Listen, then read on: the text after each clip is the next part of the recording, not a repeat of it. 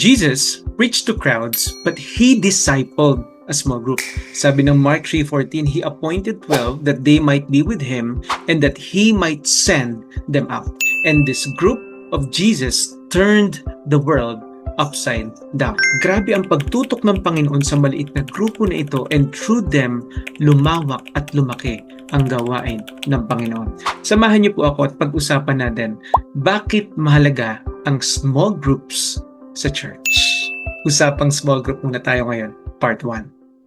Sabi ni Dr. Rick Warren, discipleship happens best in circles, not just in rows.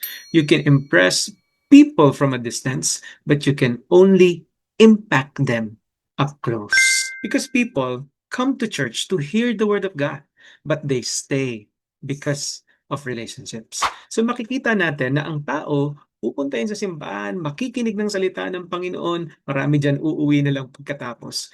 Pero kung meron silang ate, kuya, nanay, tatay, kaibigan, grupo sa simbahan, mananatili sila para makipagkwentuhan, mananatili sila at mag-i-stay sila sa gawain na yun. That is why relationships are very important. Sobrang essential yan. Notice that the early church grew larger and smaller at the same time. Lumalaki pero lumiliit. Paano nangyari yung pastor? Sabi na Acts 5:42, day after day, araw-araw in the temple courts, large group gathering, sama-sama silang lahat, and from house to house, small group gathering. They never stop teaching and proclaiming the good news that Jesus is the Messiah. Sa Acts chapter 2, verse 46 to 47, every day they continued to meet together in the temple courts. Again, large group gathering. They broke bread in their homes, small group gathering, ate together, fellowship, with glad and sincere hearts, praising God, worship, and enjoying the favor of all the people.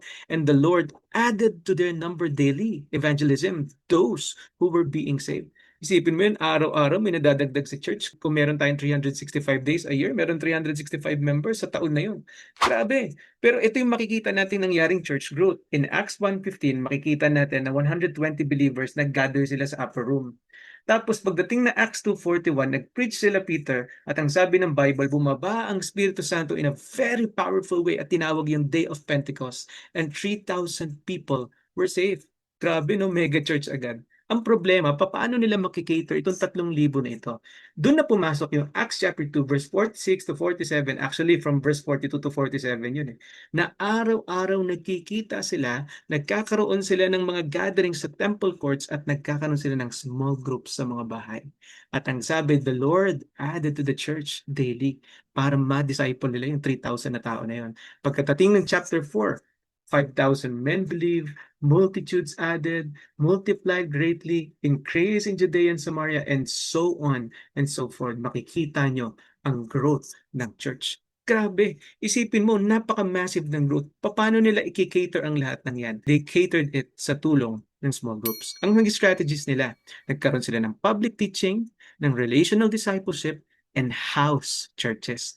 Nagmi-meet sila from house to house kasi di naman na sila kasya sa isang napakalaking lugar, di ba? So ang ginagawa nilang ministry, naghihiwalay-hiwalay, nag-disperse, nagkaroon ng teaching, relational discipleship, at sa bawat bahay nagmi-meet sila, and small groups made follow-up and discipleship possible. Naalagaan yung mga tao at lumago lalo ang simbahan. Alam mo ba that in the first 300 years of the Christian church, walang formal church buildings or special kind of programs, but it was the fastest growing point of church in history. Small groups is the most effective way in closing the back door of the church if you want to stop losing people. To answer this question, bakit nga ba mahalaga ang small groups sa church? Number one, dahil very effective ito para sa discipleship. Sabi na Matthew 28:19 to 20, go and make disciples. Di ba? Sabi ni Jesus mismo yan.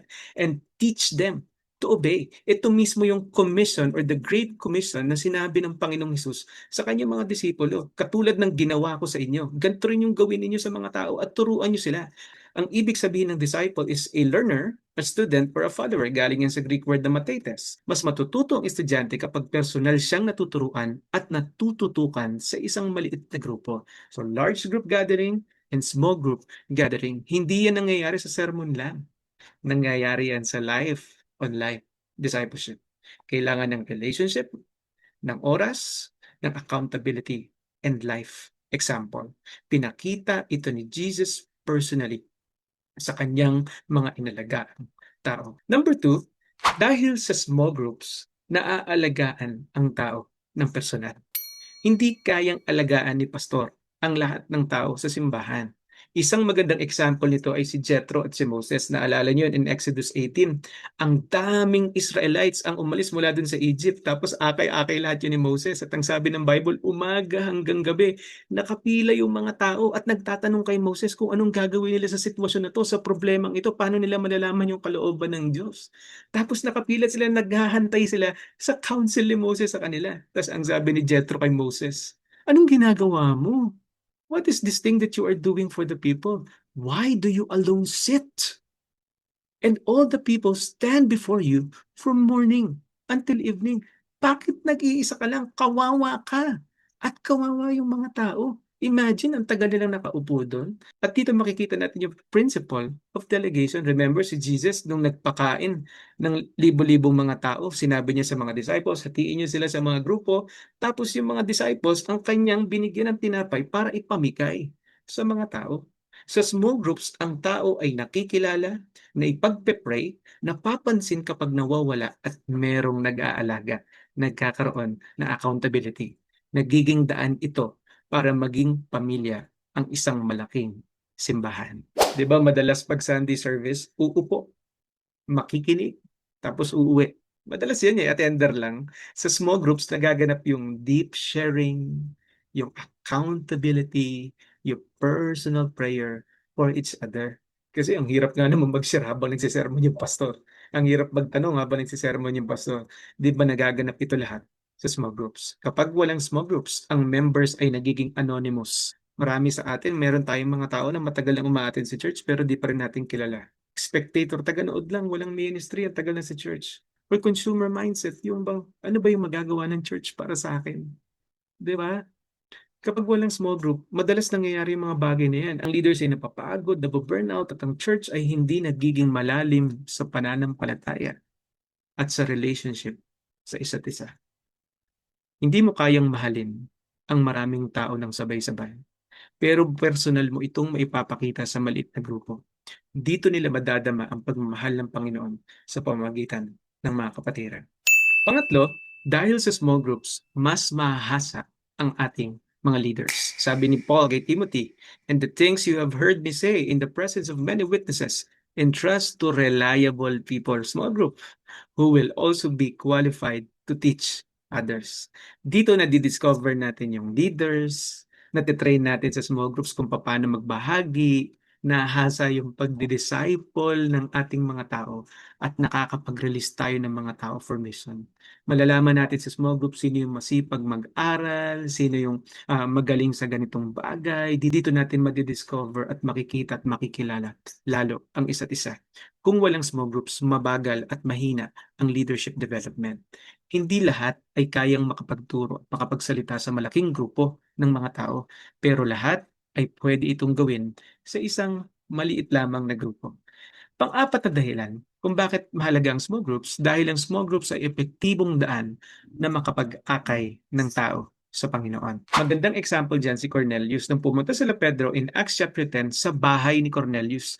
Cornelius was expecting them and called together his relatives and his close friend as Peter entered the house. Ito na, nasa bahay, kakaunting mga tao, nandun yung buong kamag-anak ni Cornelius at ang sabi ng Bible, while Peter was still speaking these words, the Holy Spirit came on all who heard the message. Pagdating ng verse 47, surely no one can stand in the way of their being baptized with water. They receive the Holy Spirit just as we have. Nung oras na yun na nagpipreach si Peter, tinanggap nila ang Panginoon, ang mensahe ng Panginoon, ang pagmamahal niya, at sila ay naligtas at ang Espiritu Santo ay nag-indwell sa buhay nila. So that moment, they were safe. And as an outward manifestation of their declaration ng faith nila sa Panginoon, sabi ng verse 48, so he ordered that they be baptized in the name of Jesus Christ. Then he asked Peter to stay with them for a few days. So dito makikita natin na mag-anak ni Cornelius na ligtas nung oras na yon sa bahay na yon. Mas madaling mag-invite sa bahay kaysa sa church. Di ba? Mas komportable ang unbeliever sa small groups. Doon nila nakikita ang tunay na Christian life at nararamdaman ang pagmamahal ng Panginoon. So small groups doon sa mga bahay are also effective way para makapag-akay ng tao sa Panginoon. Tapos pwede mo silang ma-invite sa church.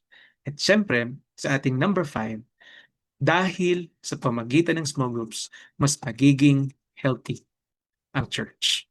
Services can gather crowds, but small groups care for people, keep people, grow people, and multiply people. A church that is serious about discipleship must also be serious about small groups. Mas lalaki ang gawain kung hindi natin ito sasarilinin. Hindi naman ito tungkol sa atin eh. 'Di ba ang gawain ay sa Panginoon? Minsan tayo nagiging hadlang para hindi lumago ang gawain ng Panginoon. At mas nagiging magaan ang pinapasan kapag marami ang nagtutulungan. Mas lalago ang gawain kapag marami ang nagpapagal. Sa pamagitan ng small groups, lahat ay nagkakaroon ng bahagi sa kanyang gawain. Whether itong tao na ito ay mag-invite dito sa small group, o itong tao na ito magpakain, yung isa magiging host ng kanyang bahay, dito tayo mag-meet, yung isa dito niya madidiscover yung kanyang pwedeng gawin para sa gawain ng Panginoon. Alam mo yun? Through small groups, makikita natin at magiging possible yung mga bagay na yan. And healthy small groups will produce a healthy church. Ang malusog na katawan ay kusang lalago. Tandaan natin, ang nagpapalago ng gawain ay ang Panginoon. Ang trabaho natin ay maging tapat sa Kanya at sa gawaing pinagkatiwala niya. Mga kapatid, always ask the Lord. Be sensitive sa moving ng Holy Spirit sa bawat bagay na ating gagawin, sisimulan. Dahil ang gawain na ito ay sa Panginoon at hindi sa atin. God bless po sa inyong lahat, and may this lesson be a blessing para sa inyo. Pa-subscribe po sa ating channel, Paswes and Paswes Stories.